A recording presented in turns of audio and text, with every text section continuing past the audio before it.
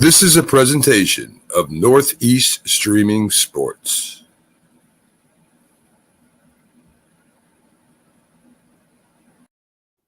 Go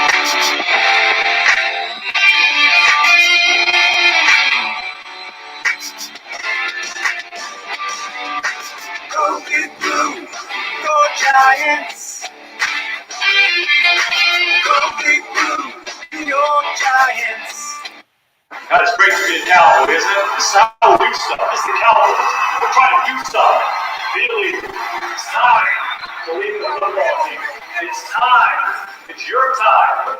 It's our time right now. It's our time right now. It's our time right now. He was a Giant, and he was a Cowboy. Now these two former rivals have joined forces to bring you the most insightful, perceptive, and controversial sports talk podcast in America. Former Dallas Cowboys defensive end Jim Jeffcoat locks horns with former New York Giants wide receiver Byron Williams. And now, here's Byron Williams and Jim Jeffcoat.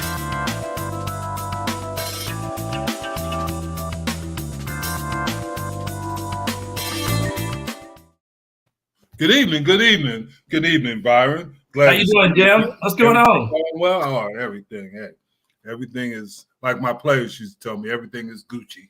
Gucci. Yeah, that's what they used to tell me. Everything is Gucci. So that's good.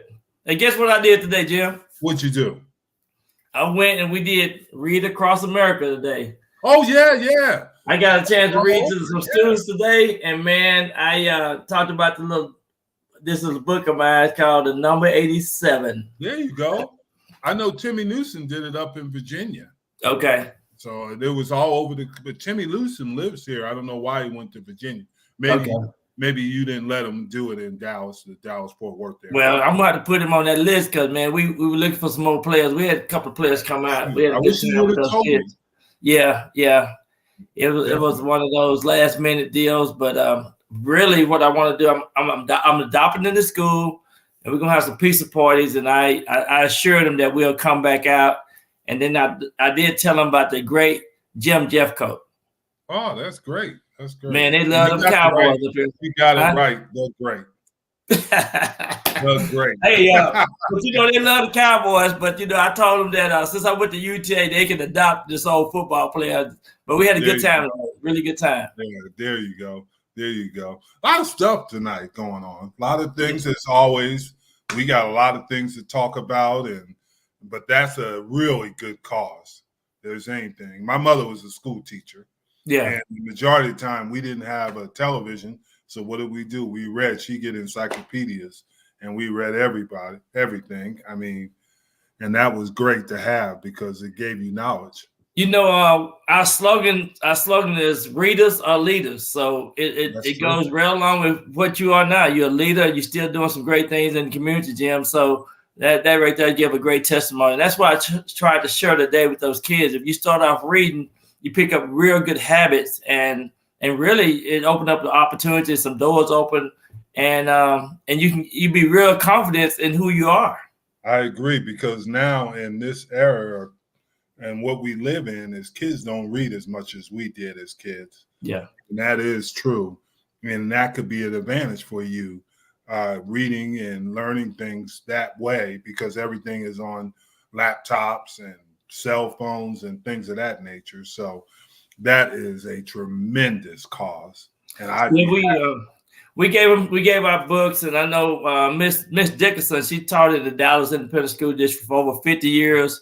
Her son is a HBCU coach, and he was at the All-Star game with the Pro Bowl, and she got a chance to talk about him.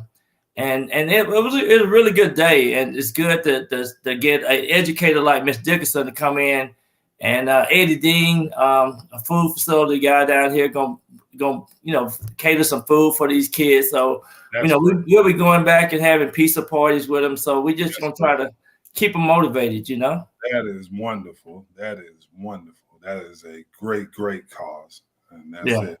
Yeah. And one of these days, I'm gonna tell you about my oldest, Jaron, who's on this show. He was a great reader. Okay. And he was brilliant because of it.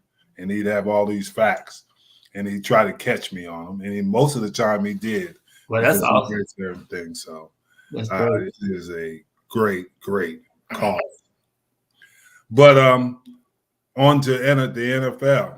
We got Marlene on that circle. Oh, good evening, Our Marlene. number one fan, our number one Cowboy fan. Cowboy. Get it right. Not the Cowboys' number one fan. So make Hey, sure you get that. and you know Marlene is a twin, right? So her and her sister just had a birthday. I think, Really? yeah, this is a birthday girl week. Oh, okay. Happy birthday. Happy birthday. If we had enough time, I'd sing to you, but Don't break my ears, Jim. Don't break my ears. I don't want to hear that. Don't have me crying, running up out of here. No, Marlene wouldn't be crying because I can harmonize. I hear you. I'm not gonna do like there you go, see, but I'm not gonna do like 50 Cent. I'm not gonna be hanging upside down trying to sit. Just think, Jim, you hang upside down, all that blood gonna rush to your head, and guess what's gonna happen? You might bust like a big old watermelon. I don't want to see that. Oh, here we go. Hey, I might have some friends here. You better be careful, cause all right, I cool it down. But I don't want to see you hang upside down. You know, you like hanging on the bottom of the pile. Remember that. Oh, whatever. Oh man, at least you don't get your jaw broken that way. Oh man, don't talk about that. Right across the middle, don't talk about that. Hey, but let's talk about some of the sports. Troy Aikman, man, yeah, $2.5 million to go on Monday night. You know, man, that is amazing. I know he's happy. They had Troy Aikman and Roger Staubach on the news this week. It was a council event. Yes, and they was asking him about Monday Night Football, and he said that they were still trying to finish out some of the contract. But man, $17.5 million. Yeah, and I think Troy's really good. And here's why I like Troy. Okay, is because obviously he was a great player, but he's very knowledgeable on it, and he understands it. And what he says is he's been in that situation. And that's the difference from Tony Romo. Some people like Romo because of what he says. But, I mean, when it comes to playoffs, I'm saying, wait a minute. This guy never won in the playoffs. So how is he going to know the feeling of getting to a Super Bowl? And that might be wrong. Right. But that's just how I look at it. But Troy also wants to bring Joe Buck with him. Okay. And that's it. And they said that the problem is baseball. Right. But ESPN is it a conflict during the time? Well, I think that what happens with Joe Buck is he does baseball for either Fox or it is Fox. Okay. They want to keep him in baseball too because he did dual things. And I think Charles said that they've been together about 20 years, I think. Yeah, and they like working together. And if they can't get Joe Buck, they'll get Al Michaels, who's 77 years old. Yeah. You don't know how much longer he'll be able to do it, and hopefully for a long time. But that's what they were thinking. And I think Troy does a nice job, and I think he's, like I said, very knowledgeable, and I enjoy listening to his insight into the game.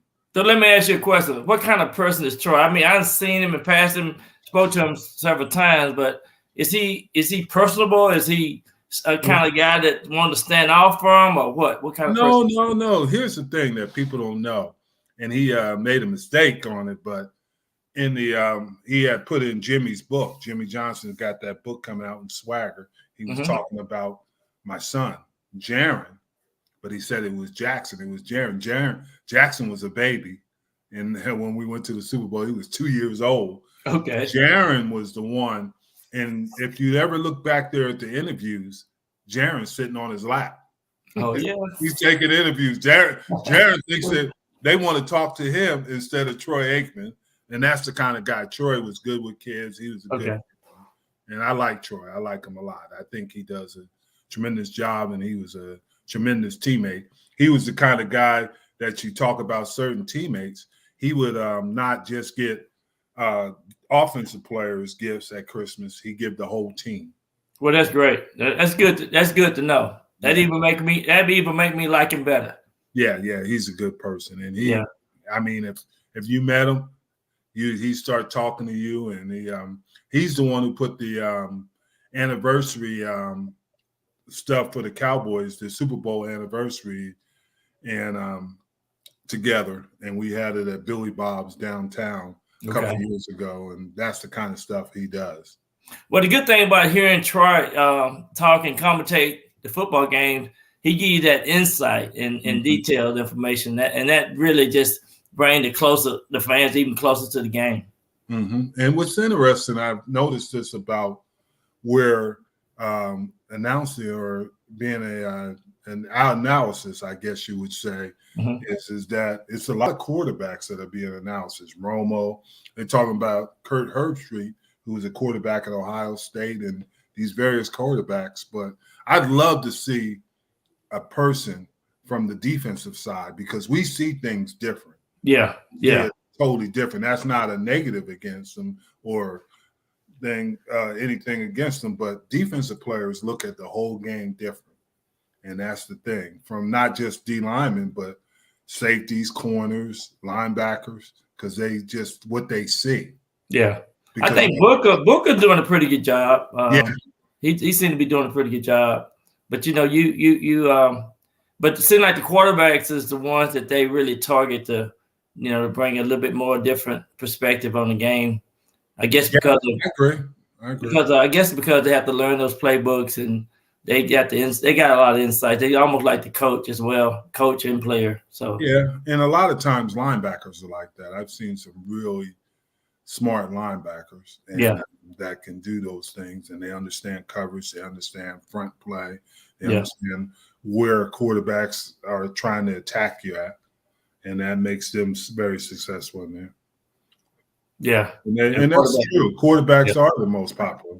Yeah, that's the thing. That's who they see the most. I mean, but some of these quarterbacks that are supposed to be big time I don't know. I like Peyton Manning, what he does on tier, and Drew Brees was okay for his first time. I'm sure he'll get better. Yeah. Then there's various ones, but I like to see there's other positions, especially linebackers, would make good announcers. And it's kind of they use tight ends, which I thought was interesting. The former tight end for the Carolina Panthers, he's Greg Olsen, and he's done a nice job. Yeah, he's doing a real nice job. Yeah, so, but that's the thing. In 17.5, you better be good. You better be good. 17.5. But hey, he 20 years of doing it, 21 years of doing it. I think he was 20 with Joe Buck, and now he's he 1 year before that, so 21 years being in that space is really good. It says a lot for him as well. And he stays within his character. That's what it is. He doesn't try to be. They were saying, well, he's not Danny Don Meredith, but nobody is. He's not going to be a John Madden. He does what he does. But you know what I like about him? He talk about those Cowboys. I mean, he tells the truth. Oh, yeah. He tells the truth on the Cowboys. People hate that. Some people hate that, but I talk about them because I know the truth. But that's just a part of it. And, Phil Simms used to talk about, obviously, the Giants. Yeah, exactly. Yeah. So those things happen. And now it's Chris Simms. Chris Simms talks about, and he grew up watching the Giants. Yeah. Hey, right is right, wrong is wrong. Let's be honest. Exactly right. Right. Now, your favorite subject. What about the team that I picked to go to the Super Bowl before? Team that you pick. The Arizona Cardinals. Arizona Cardinals. Kyler Murray. What about them? What's going on with them? He wants a contract extension. And so what do you think about that? What do you think about a player that's already under contract? All of a sudden, go back and ask the owners and the general manager, hey, I want an extension on my contract. If he had great success. Now, they did start off the season, and you were bragging about how I was on fire with him. You are on fire. And plus, he went to the Pro Bowl. So, but go ahead. Pro Bowl is different these days. Come on. You know as well as I do. So that's not a barometer. But here's the thing that bothers me about this. First of all, like you said, he's under contract. Mm-hmm. Next, is he started off, but what bothered me is, I'll keep saying this, Aaron Donald. He did not want to get hit by Aaron, and nobody wants to get hit by a guy like Aaron Donald. But Yeah. to fall down 3 times in a game, that's not trying to win to me. I'm trying to wipe these tears. But that's the problem. And I have it from inside sources that he is kind of a prima donna. It's all about him. It's not about the team. And the problem with it, if you give him a contract extension, he doesn't want to help that team build and win. He's going to want $50 million, and that's going to eat up a salary cap at this time. Now, maybe in 4 or 5 years it won't, but at this time, you give one player $50 million, what are you going to bring back? What are you going to bring in? And I don't know if is he worried about the team or is he worried about himself individually? That's just me. Yeah, and I think he had some players to get injured. Mm-hmm. You know, DeAndre Hopkins and those guys got hurt, and so he had some guys that he couldn't go to war with. But still, though, if you're a leader, certain criteria have to be in place, and he really didn't play well enough overall to ask for a contract extension. I agree with you wholeheartedly. I think a lot come with being a leader, and a lot come with you asking for your contract renegotiation, right? So, and players got to realize that you have to make sacrifices for other players on your team because you can't win this championship run by yourself. No. But so you have to be a team-oriented type player, and right now they need to have some other players to come and have players in place in order to get to the next level. I agree. But here's an interesting thing. Today they announced that they extended Cliff Kingsbury and Steve Kim is the general manager. Cliff Kingsbury's agent is the same as Kyler Murray's. They have the same agent. What bothers me about this is that the pattern that Kingsbury is on now was the pattern that he was on in college. At the beginning of the season, they were unstoppable, but as the season progressed, they became normal again, or they became average. Right. And I think that's going to be, unfortunately, I think that's going to be the problem. They're going to start the season off next year hot, but as teams, everybody gets into shape or get in that groove, that's when they struggle. Yeah. Because I think the only team they beat in December was the Cowboys. That was the only team that won. Yeah, exactly. They came down here and they was on cloud 9 for some reason. But Kyler Murray never lose at the AT&T Stadium. Yeah, he does. But I think too. When they give these guys these contract extensions, it's good for them and their families. But still, though, at the end of the day, I just knew that they were gonna finish strong, and they didn't. Like you said, they really couldn't do it, couldn't pull it off. So it's gonna be real interesting on how they go into this season, 2022, with the schedule that they have. Yeah, and then I look at what happened with Patrick Mahomes, and I'm not saying anything negative because he's been to the AFC playoff championship game 4 times? 4 years in a row. 4 years in a row. Yeah. But didn't they give him an extension early before his contract? They did. They did. And I'm not saying he hasn't performed to it, but he did struggle at some point. He has struggled, and he has won a Super Bowl. That's the difference. He had won a Super Bowl. And he's been to the Super Bowl 2 times? Yeah, 2 times out of 4. And that is the difference. Yeah. And, having Tyreek Hill helps. And Kelsey. But and Kyler Murray does not have those people.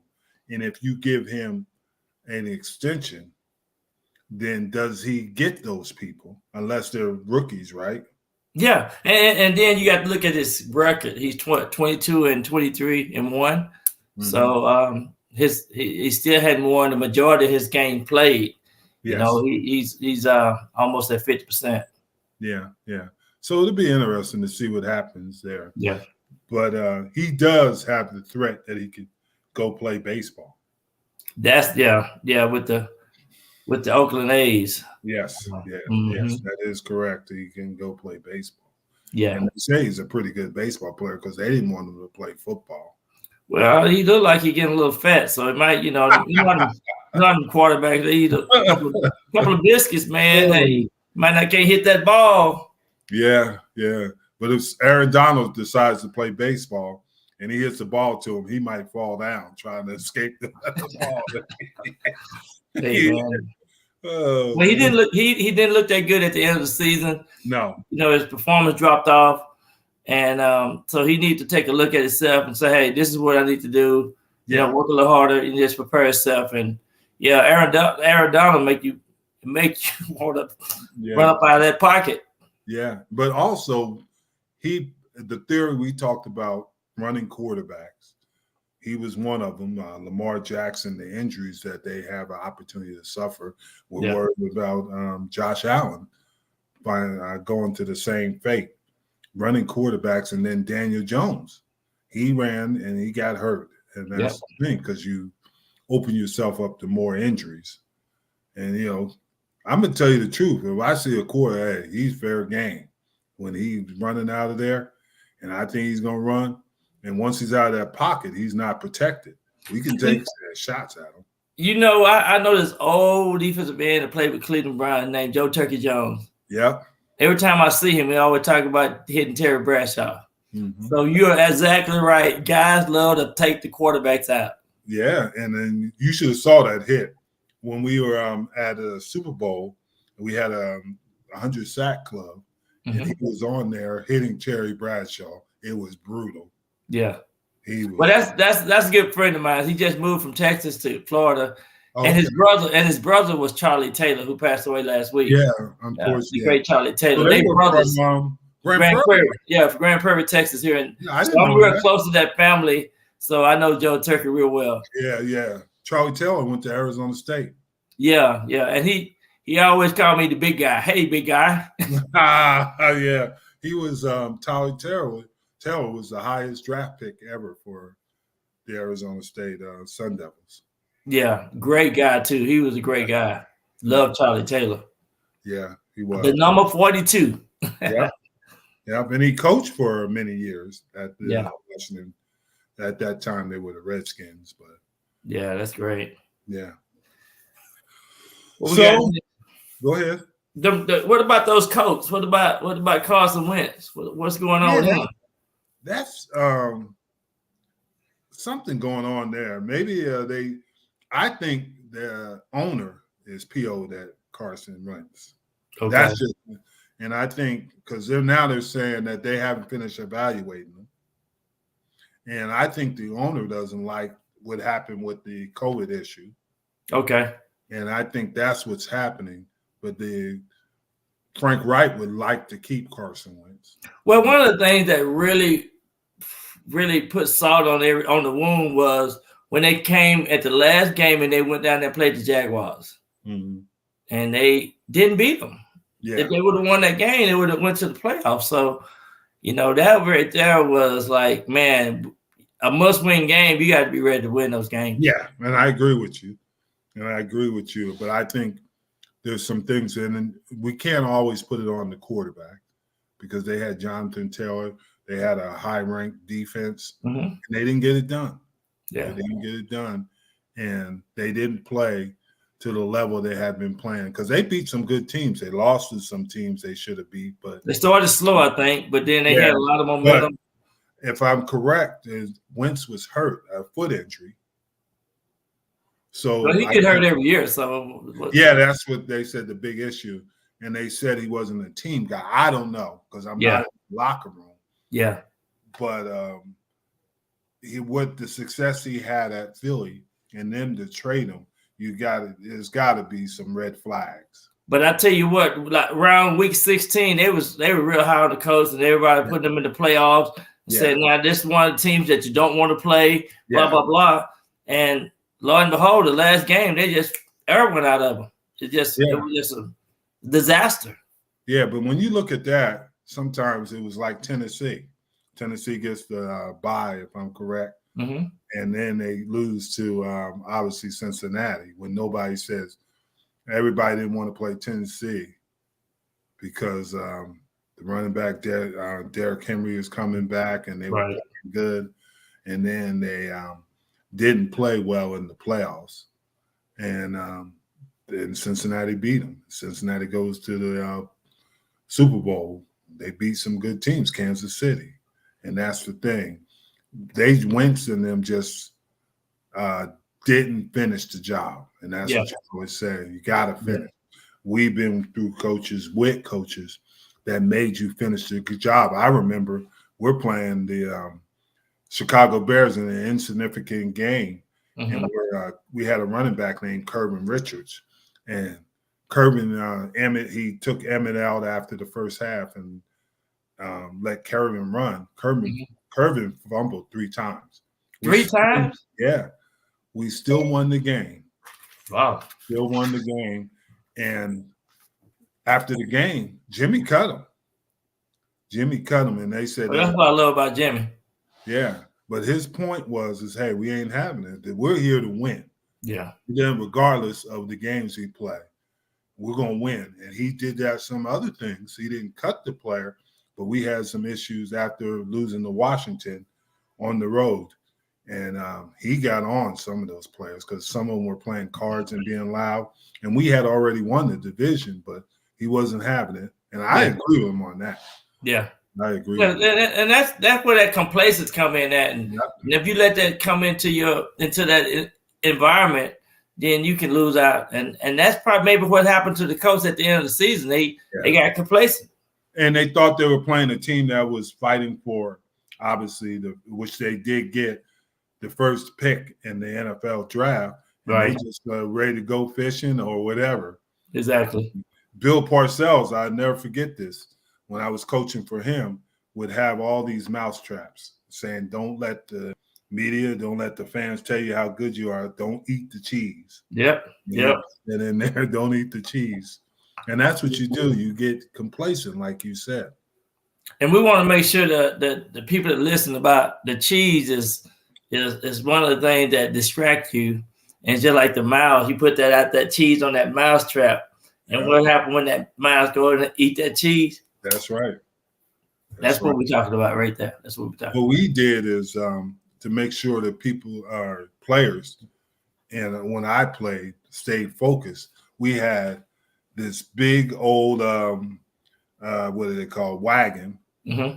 It was a covered wagon, and we had all these, obviously, play figures on it.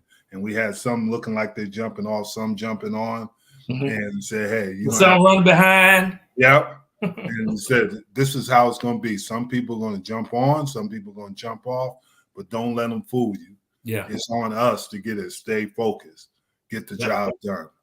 And that's the thing you have to do if you want to be a championship team. Yeah, exactly. So, yeah. But Carson Wentz. It'll be interesting to see that. But I think it's Irsay that is more or less unhappy with him. Okay. And he signs the checks. So Irsay been there since a long time. So he definitely the key figure there for the Colts. Yeah. Now, in honor of Marlene and her birthday, we're gonna talk about them Cowboys. The boys. Them Cowboys. Cowboy news. Amari Cooper. You mentioned it before.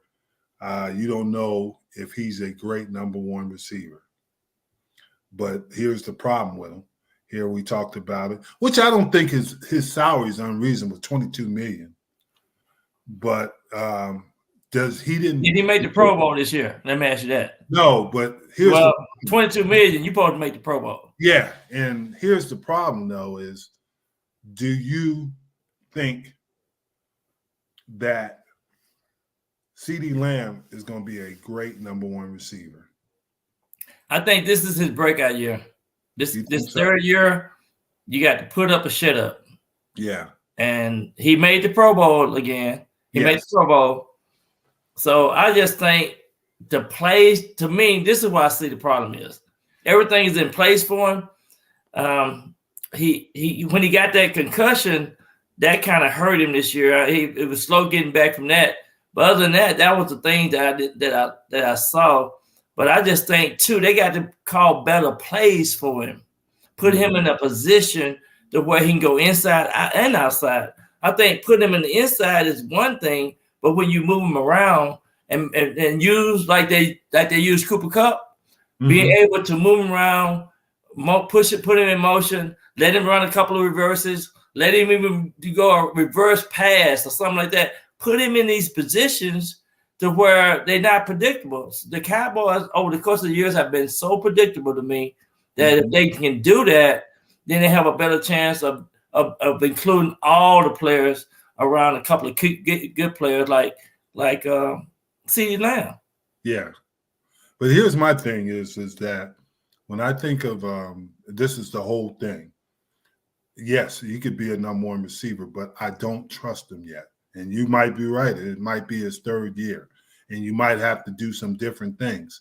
Because here's the thing. He is wearing the 88. And I've been around some 88s. I've been around, obviously. Well, you know what the key word is in CeeDee Lamb right now and the other 88s is confidence. You think so? Yeah, because I mean, he he don't have that like Michael Irvin. Throw me the ball. You know what I'm saying? He's sticking his chest out. He want the ball. CeeDee Lamb right now. Was like that, and then also Des Bryant was like that. Oh yeah, Bryant. They wanted the ball. They want the ball. They want. And I think that's what he's going to have to do. And what I was going to say was, out of all these receivers that we just mentioned, CeeDee Lamb is the smallest one. Yeah, those were some big receivers. Yeah, Drew Pearson was a big receiver in his time, if you remember. Yeah, Mike Urban was definitely a big physical receiver, and Des Bryant was a big physical receiver. Yeah. CeeDee Lamb is not a physical receiver at this point. So he got to get a little bit more in the weight room, and get his confidence up. I think he'll be good. I think he's good. And then if I was the Cowboys, if I'm going to let Amari Cooper go or cut him, then I got to bring Michael Gallup back. I got to bring him back. No doubt. You got to bring him back. But in the same note, I'm saying is that they said this is going to be a great receiver draft. And we know why that is. And receivers are taking a precedence in this is because it's 7-on-7 leagues. These yeah. And all the stuff they do in the offseason now, because that's all they do. The skill set is tremendously off the chart right now. Yes. And you got to take advantage of getting this talent pool of receivers into the thick of things. So your second, third, and fourth, and fifth receiver can come in and bring instant gratification. And that's why you got to look at like some of these receivers, like some of them they can't run that good. You got some good choices now, and which gonna make it exciting. Just think about Jamar Chase last year. You know, man, what an awesome year he had. Yeah. And then Justin Jefferson the year before that. Yeah. And these guys are young first and second year receiver making the Pro Bowl. They made the Pro Bowl. No question. And I mean, they're talented. And CeeDee Lamb has to rate, if he's going to be the number one guy and they make him that, then he's going to have to play like a number one. Well, another thing that might hurt CeeDee Lamb is he kind of like a hometown boy. He grew up in DeSoto and area over there. So he's kind of from Houston. No, he's from Dallas. CeeDee Lamb, you better check. He's from Houston. He went to Oklahoma. I thought he's from up here, up in DeSoto. No, he's not from DeSoto. You can look, but I know he's from Houston. Look. I thought he was a local kid.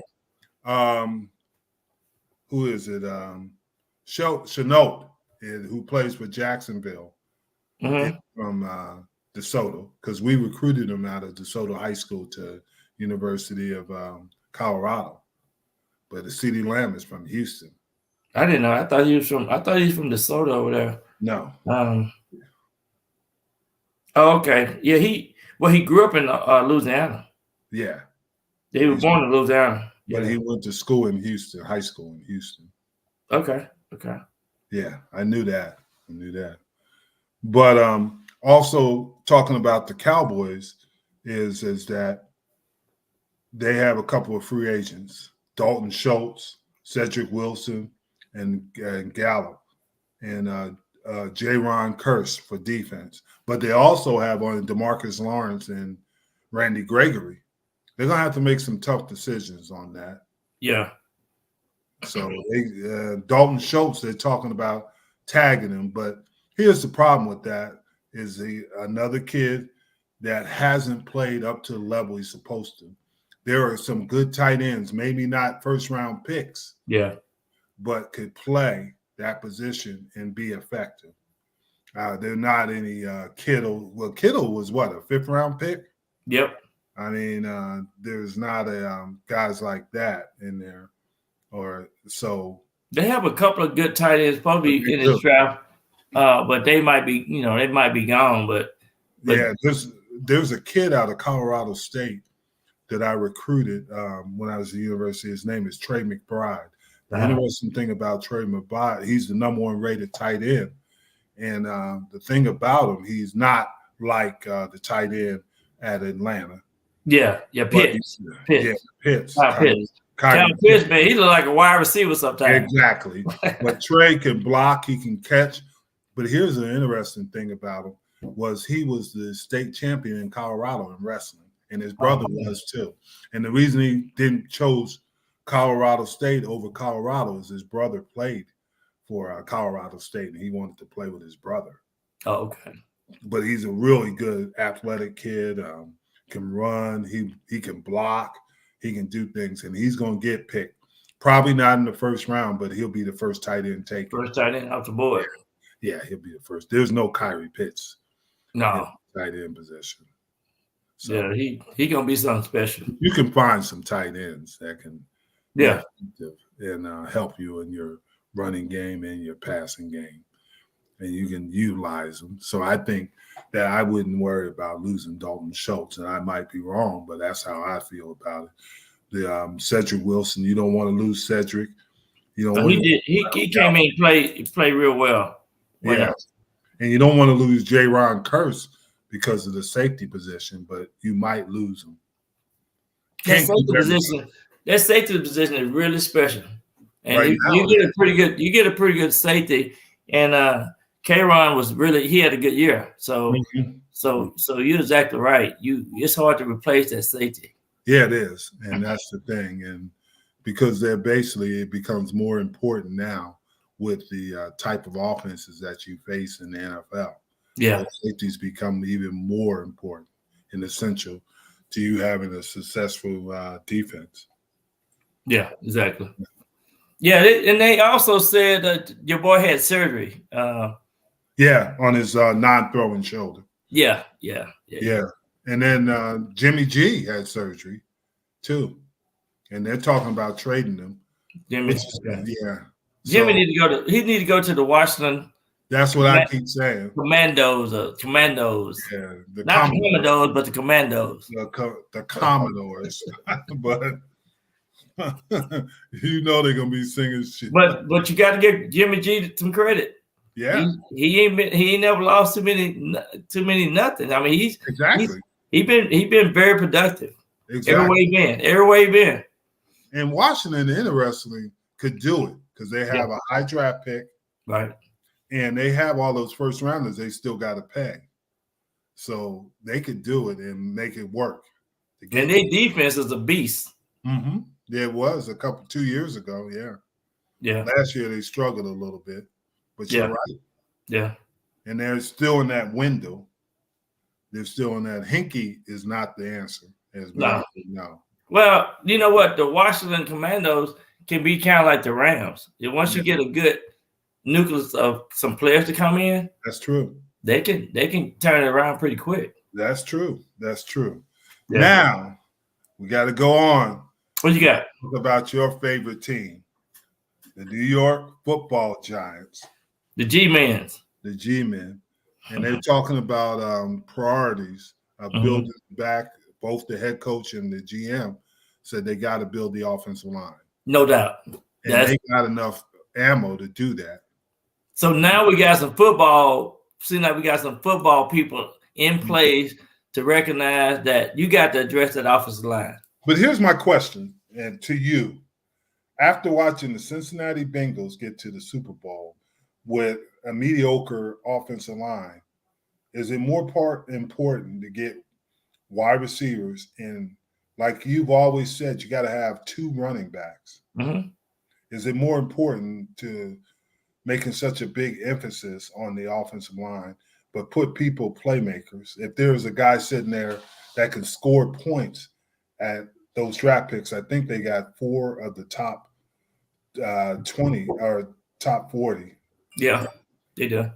And is it more important to get those playmakers, a running back maybe? Because now they're talking about trade. Listen to trades about Saquon Barkley.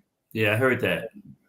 And the thing that the thing that helped LA is getting your guy, Yep. ODB. Yep. And they had Jefferson too, and they played well with those receivers, and they really didn't have an overpowering offensive line, the Rams or the Bengals. So in this day and era, is it more important to get guys that can score and put you in position to score, or is it more important to build a great offensive line? It's well, they got a couple of high draft choices already on the offensive line with Martinez and the left tackle. But you have to plug that offensive line, because you have to be able to have a little bit of time to get to release that ball. Now, if you look at Tom Brady, he released that ball within 2.3 to 2.5 seconds, and he was able to utilize his receivers, because some receivers can go deep, some can jump up high like Evans, and those type of guys. So when you look at the Giants overall, you have to add value. So one of the things you got to do is get the best available player in those positions. But you cannot pass up these great offensive linemen that you can continue to build your team around. Yeah. And they definitely got to have an offensive lineman in the first round. I know they picked 5th and 7th this year. One of those guys got to be an offensive lineman, because that's what's needed. Mm-hmm. But here's my thing too, is that if the defensive end from Oregon, Thibodeau, is sitting there at the 5, you pass up to him, because defensive linemen are rare that can rush. You can't pass up a Thibodeau. He's like a Lawrence Taylor, I think. He's one of those players. He's a game changer. Mm-hmm. Just like Michael Parsons came in last year for Dallas. I mean, just think about what he can do. So now, if you can get that type of player, and he can come in and bring so much to your team, just think what Michael Parsons did last year for the Cowboys. So you can't pass it. You definitely can't pass up. You can't pass up. It's interesting when we talk about the Giants, but Philadelphia is in the same boat. Yep. Because they have those so many. And the problem is now, after what the Rams did, do you build through the draft, or do you build with more experienced players? Because you only have such a small window. Well, the Giants, they definitely need to build with a combination of both. They got some good high draft choices that's going to be available, but you got to make sure the character and these players are impact players, and they can come in and add value to your overall vision of where you want to move the team. So I'm thinking that now we got some good football-minded people in place with the Giants, and I think hopefully we can be able to plug them in. We got the defensive coordinator from Baltimore. We got a whole different look perspective on our overall team with the Giants. So I'm thinking if they come in and plug, and then they'll be able to get a couple of free agents to come in and add a little value here and there. So I'm thinking that they'll be a little bit different, but I'm thinking you cannot trade Saquon Barkley. I don't think you should trade him. I think you should maybe try to see if he can fit into the vision of the team and continue to build around him, because these running backs are hard to find. Yeah, that's true. That's true. You just got to get them maybe another running back. And that's a good point. I don't know if they will follow the Bills model, but I don't think they will. I think because here's the thing. especially on defense, for where Wink Martindale came. He came from the Baltimore. We already know Ravens. Yeah. And we came from there, and that was a different type of defense. When they were healthy, that was a scary defense. And he doesn't have the personnel other than Leonard Williams. Who else does he have of that caliber of that Baltimore defense? Yeah. So those things there. And then on offense, just like you said, they got Saquon, Daniel Jones, but do they have the receivers? Do they have the offensive line to make it effective? That's the things they got to work on. Right. And that's it. They cut Kyle Rudolph today. Yeah, I saw they cut Kyle today. Yeah. They cut him today. So are they going to be able to be effective in getting people to fit in there? When they took the receiver from the Detroit Lions, he didn't really fit into what they wanted to do. He was basically for himself. He wasn't for the team. Yeah, and there was a different type of offense for him, and he's coming in there with these injuries here and there, leg injuries and things. So it wasn't a good fit, and I just think too that offense. I don't know their play calling. I mean, maybe you need to go ahead and create and get these guys to run the passing tree. See, like you just having guys run fades, go ahead and do combination routes. That's my biggest thing, and I agree with you. And I'm sorry to cut you off. Is it was how they do things today, and that happened with the Cowboys too. Analyticals, all these analytical. Instead of teaching them how to play the game, looking at how the cornerback or how you're being covered and adjusting to it. Like you said, the running tree, they'll run. I mean, they got two guys on double team. They're going to try to run past them. Come on, man. No. You got to be able to look, and the quarterback's got to be able to see that and adjust to it. The great ones do, the Peyton Mannings, the Tom Brady's, and guys of that. When you think about Jerry Rice and Chris Carter and Randy Moss, we all ran the passing tree. Well, I mean, it was a combination route. You run this route in conjunction with the other side, and he run a different route. But it was a combination route. So what's wrong with that? There's nothing wrong with that. I just think sometimes these coaches are getting a little too fancy for their own good. And then by the end of the season, now this is the point that I want to make. By the end of the football season, you're so predictable, and the defense is more advanced than your offense. Exactly. And we were talking about that because the reason I brought that up, Troy Aikman made that point about the Cowboys, saying CeeDee Lamb was over there. The cornerback was 5.5 yards off. Why didn't they run hitches all the time? Exactly. They can come up, and then you go deep, but they don't do that. Yeah, and one of the things that you still have to do as a football offensive oriented type style of offense, take what the defense give you. Exactly.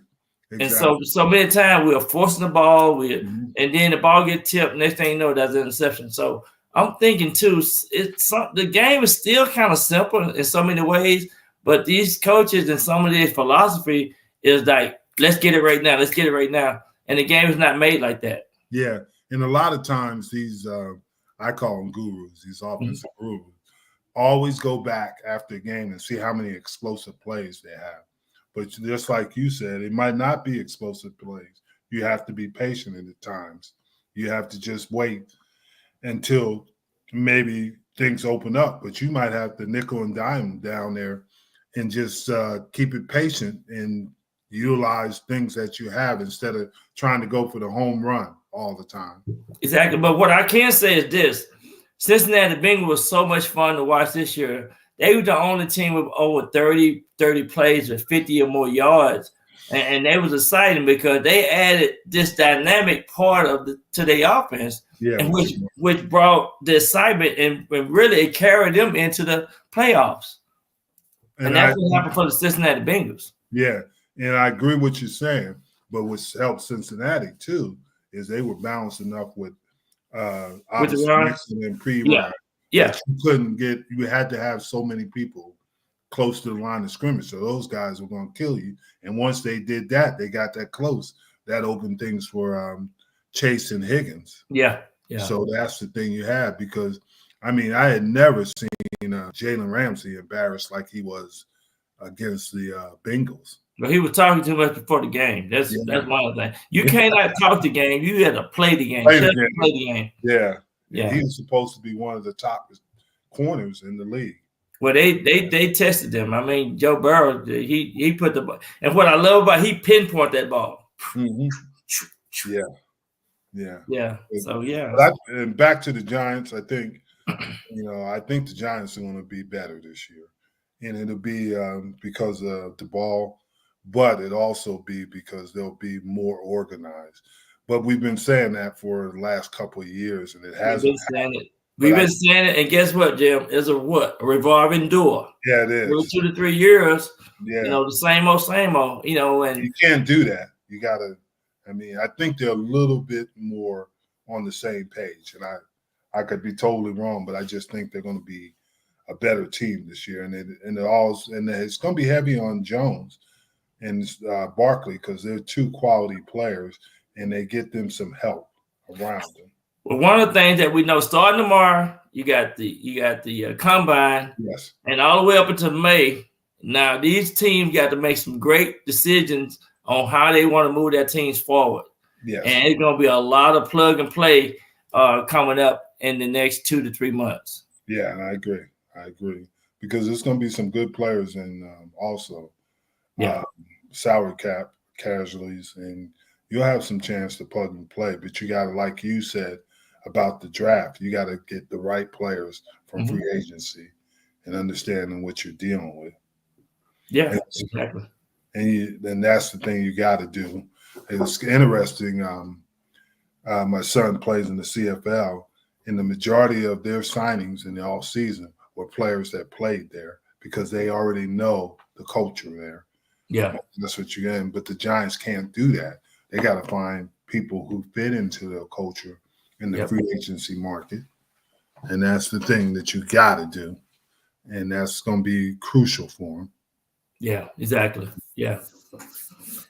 So let's talk a little bit about what's going on in Major League Baseball. Man, that is we missed the opening day already. I think the opening day would have been this week. Yes, yeah. Now, I love baseball, and I always will love baseball, but it's changed. Mm-hmm. Our society now, with the I guess they call them Gen Xers. I can't keep up with these people. Yeah, different groups of people. Yeah. But they don't have the patience to sit there and watch 9 innings. So that's what the problem is in baseball. It's not fast enough for them. For us, it was. I know for me, I love watching baseball. I love it. I love all 9 innings. Yeah, but the kids now, because everything is done in 30 minutes, don't have the. I guess the patience to sit there and watch like we did, or for that time. So that's the thing. And on both sides, the owners have to realize that, and they got to figure out ways to speed it up, which is hard in baseball. And the players got to understand this is not 20, 25 years ago. Right. So you got to meet somewhere in the middle, because right now baseball is not as popular as it was when we were kids. And that's the thing. A more fast-paced sports, obviously football, which is a TV sport, and then basketball, because it is the way it is. Right. And then hockey. Some people are always going to be hockey, especially in the northern states. They like those fights in hockey, man. Yeah, not like, and they don't even fight like they used to. I know they don't even fight like they used to. So, but that's the thing, and I hope they get to it. And then obviously Derek Jeter, stepped down the CEO and everything out of the Marlins because he wanted to, and he didn't have as much success that he has as a player, as a CEO. They struggled at the Marlins. So he wanted to make that a top quality organization, and it didn't work out that way.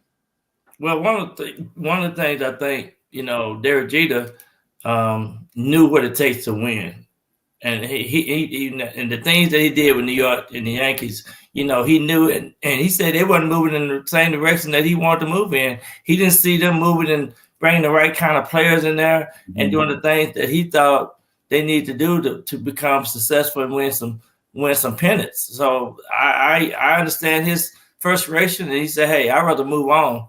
And I'm pretty sure somebody else gonna sign him because he's just an awesome talent. He know what they need to do, regardless of where he go, to win championships, and that's what it's all about at the end of the day.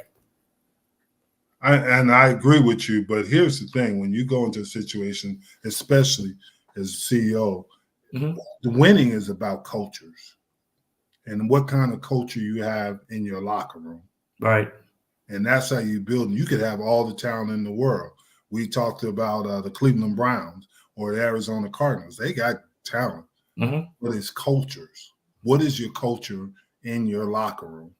Yep, I agree. Wins championships. I don't know if he did it at the Giants, but Bill would have all these signs talking about culture because he was building that culture. Bill would turn you couldn't go in the training room and it was 50 degrees because he didn't want guys hanging out in the training room. Yeah. So he had it freezing in there and things like that. It's all about culture. Yeah. That's the thing. And Derek Jeter was trying to bring that culture there, but for whatever reason, it didn't work. And that's the problem you have. You got to know if your culture is working. Yeah.